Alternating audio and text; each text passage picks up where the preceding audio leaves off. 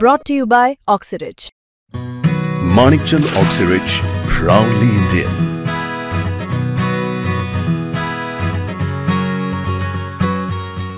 एक संजय राऊतचे विधान आहे की मराठवाड्यातला सगळा मराठा मी आरक्षणात घातल्याशिवाय थांबणार नाही, स्वस्थ बसणार नाही.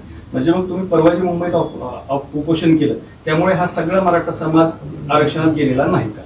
गेला ना. हे संभ्रमावर बोललो मी, संभ्रमावर बोललो मी. त्याने काय संभ्रम करतात, जी आर असा छेन ते आमका छेन तमका छेन. हेच आधी पाच बाऱ्या पाया पडत होते तिथं. वा म्हणे देव भेटला, लय भारी काम केलं मुंबईच्या व्यासपीठावर, आणि हे लयच भारी झालं. तेच आता संभ्रम म्हणून म्हणलं मी. गेलाच मराठाच गेला, मराठवाड्यातला गेला आणि पश्चिम महाराष्ट्राला गेला. हा, थोडे दिवस दमदारा फक्त. पाटील, एक नवीन विषय असा आहे की संजय राऊत असं म्हणाले की आता गॅजेट लागू केलं. गॅजेट काय आहे मराठवाड्यात लागू कोणी केलं? सरकारने. बरं ते काय, मी काय माघारी जे आर ही घेऊन आलो का, ड्राफ्ट लिखी जे आर काढला. आता त्याची प्रक्रिया सुरू होईल. दना दना दना अंमलबजावणी झाली की. ऐ उदाहरण सांगू तुम्हाला, तुम्हाला कळण्यापेक्षा माया मराठ्याला काय असतं, जमीन आहे पण नावावर नाही, गॅजेट हे पण नावावर नाही. एक आडी ओळ सुद्धा नव्हती रेकॉर्डला गॅजेटियरची, आडी ओळ सुद्धा. पश्चिम महाराष्ट्राला गॅजेट बद्दल सुद्धा बोलतो, सातारा संस्थांच्या सुद्धा काही माहित नव्हतं कोणाला. गॅजेटियर आम्ही ते उकरून आणलं हैदराबादचं, आडी ओळ नव्हती. आज मराठवाड्यात असं झालंय, आता रजिस्ट्री झाली, फेर होणारच. पहिली आडी ओळ पण नव्हती, गॅजेटियर लागू केलं, रजिस्ट्री झाली, म्हणजे जे आर निघाला, अंमलबजावणी राहिली. दनादन होईल ना प्रोसिजर सुरू. आपण देणार मी येणार, चुकलं तर लढण ना पुन्हा. ते संभ्रम फक्त ठेवणार. पाटील, आंदोलनाच्या संदर्भात बोलताना संजय राऊत असं म्हणाले की आंदोलनाचा मुख्य उद्देश आरक्षण नव्हताच, तर फडणवीस यांना घेरणं हा होता. म्हणजे शिंदेनी तुमच्या खांद्यावर बंदूक ठेवून, म्हणजे उपमुख्यमंत्री शिंदेनी तुमच्या खांद्यावर बंदूक ठेवून हे सगळं केलंय, आंदोलन घडवून आणलंय, असं त्यांचं म्हणणं आहे. हे शिंदे साहेब बिचारा माणूस तसं कधीच करू शकत नाही. आणि राऊत साहेबांनाही माहीत असेल, ते म्हणले असते त्यांचे राजकीय काही टोले असते. कारण काय, राऊत साहेब बी चांगले नाहीत असं म्हणत नाही मी, परंतु ते असं खरं असल्याने मी लगेच खरं म्हणलं असतं. आणि आम्हाला आरक्षण नव्हतं पाहिजे.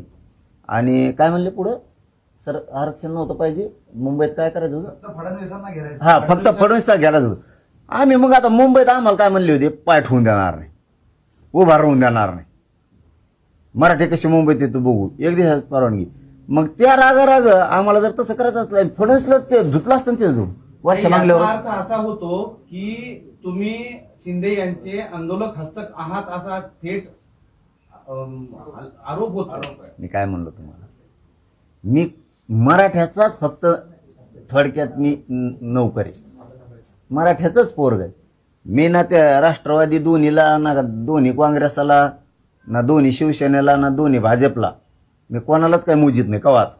आपलं आहे ते रोखतो. माझा समाज माझ्या पाठीशी आहे आणि मी समाजाबरोबर आहे, आणि मी रिझल्ट देतो समाजाला. यावेळेस शब्द दिलता, मुंबईत जाणार, गेलो. मी जर मुंबईत गेलो नसतो तर माझ्या एकट्यामुळं स्वाभिमान दुखला असता, जातीचा खाली बघावं लागलं असतं माझ्यामुळं. दुसरं हे सांगितलं होतं, यावेळेस जे आरच आणणार, जे आरच आणला. मी हळूहळू करतोय ते.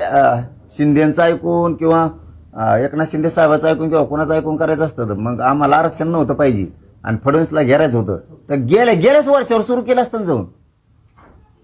त्याला काय आरक्षण गेलं खड्ड्यात म्हणलं असतं.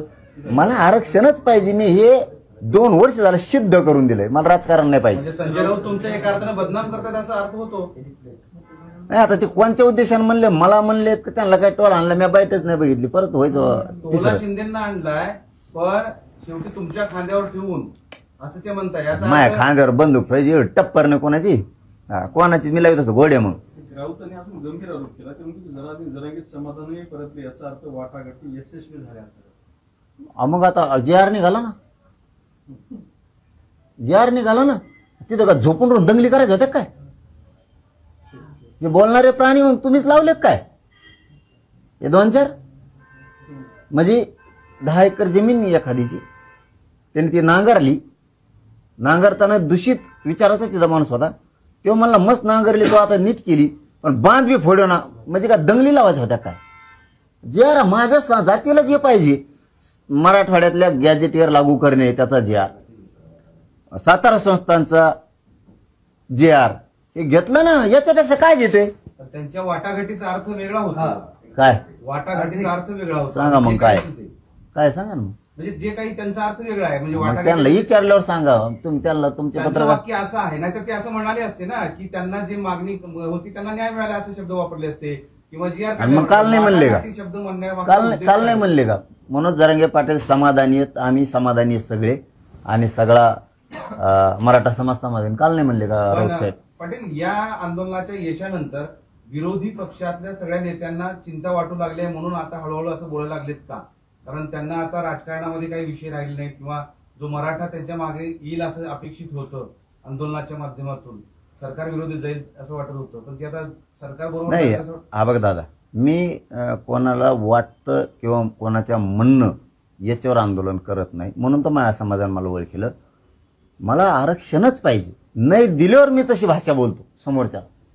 हा, विरोधी असो किंवा सत्ताधारी असो, नाही दिल्यावर मला मिळाल्यावर माझ्या समाजाला एकदा आरक्षण मागितलेलं दिलं, आम्ही काय म्हणत नाहीत मग पुन्हा. हे आंदोलनाचं क्रेडिट देवेंद्र फडणवीस यांचं की मराठा समाजाचं? समाजाचं. समाज लढतोय मान. ते तर म्हणतात की देवेंद्र फडणवीस दिले, देवाभाऊनी करून दाखवलं, देवा हा, मग करून दाखवलं कधी? मराठवाडा सगळा गॅजेटेडच्या नोंदीनुसार आरक्षणात गेल्यावर मग त्या दिवशी आमचे शब्द देवेंद्र फडणवीस साहेबांबद्दल बघा.